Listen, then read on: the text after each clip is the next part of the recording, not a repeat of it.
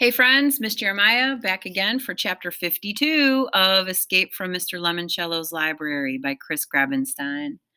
Everyone, please pay very close attention, cried Mr. Lemoncello through a squealing, screeching microphone. The Dewey Decimal doors are now open, and unlike Tuck, this game will not be everlasting. Therefore, it is time to race upstairs like the rats of Nim. Kyle and his teammates heard Mr. Lemoncello's announcement, but stayed inside Community Meeting Room B so they could examine the dusty old boot box. It's from when Mr. Lemoncello was our age, said Haley. Here, I'm pretty sure this is what we need. She handed Kyle a large manila envelope sealed up with tons of tape. First and worst idea ever had been scribbled on the front. Awesome, said Kyle as he started undoing the tape. The clue said his first idea might be our best solution. Inside the envelope were a stack of cards, a bunch of rubber stamps, an ink pad, and a sheet of 3-ring binder paper filled with a fifth grader's sloppy handwriting. Kyle read out loud what the young Luigi Lemoncello had written. Presenting first letters, the amazingly incredible secret code game. Haley held up some of the cards. Each one showed a cartoony drawing and a single letter. Apple equaled A, B equaled B, carrot equaled C, and so on. Kyle continued reading. Want to send your friend a secret message to meet you after school? Just use your super secret rubber stamps. Miguel examined a couple of the wood-handled stamps. The stamps matched the cards. So how exactly do you use this junk to tell your friends to meet you after school? Asked Akimi. This is so bad, said Kyle. Moon, elephant, elephant, tiger. Moon, elephant. Apple, flamingo.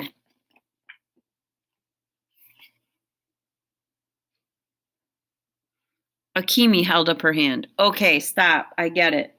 Maybe it was for little kids, said Sierra. Definitely, said Kyle, because anybody over the age of 6 could crack this code in like 10 seconds.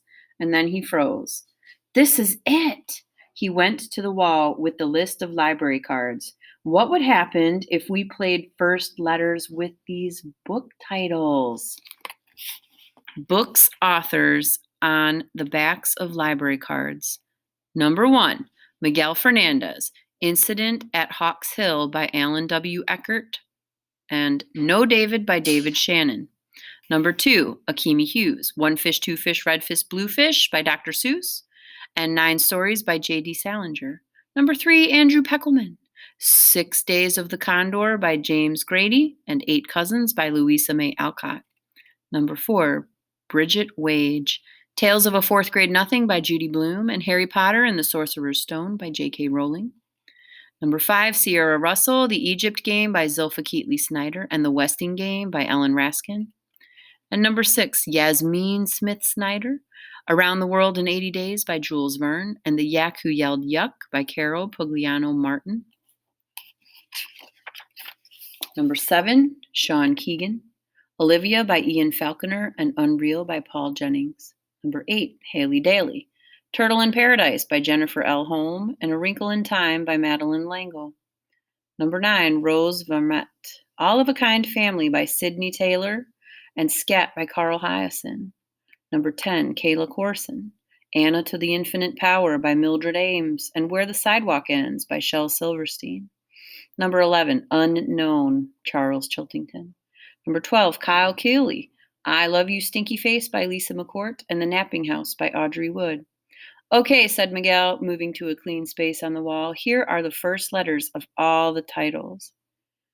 I, N, O, N, S, E, T, H, T, T, A, T, O, U, T, A, S, A, W, question mark, I, T. It still makes no sense, said Akimi. Wait a second, said Sierra. If the title starts with an article, that means a, an, or the, drop that word and use the letter from the second word. Got it, said Miguel. INONSETHEWAYOUTWASAW, question mark, I-N. Okay, said Akimi, it's making some sense.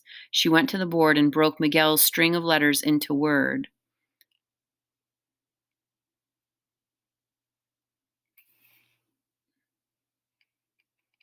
Hang on, said Kyle. It could be. What's in on say? Said Akimi. Wait! Look, said Miguel. The book on the second and third library cards actually start with numbers. Kyle grabbed a marker. In 1968, the way out was a W question mark in. Hang on, said Haley. You know all those questions in the trivia contest Friday? I did so badly, I Googled a bunch of them later that night.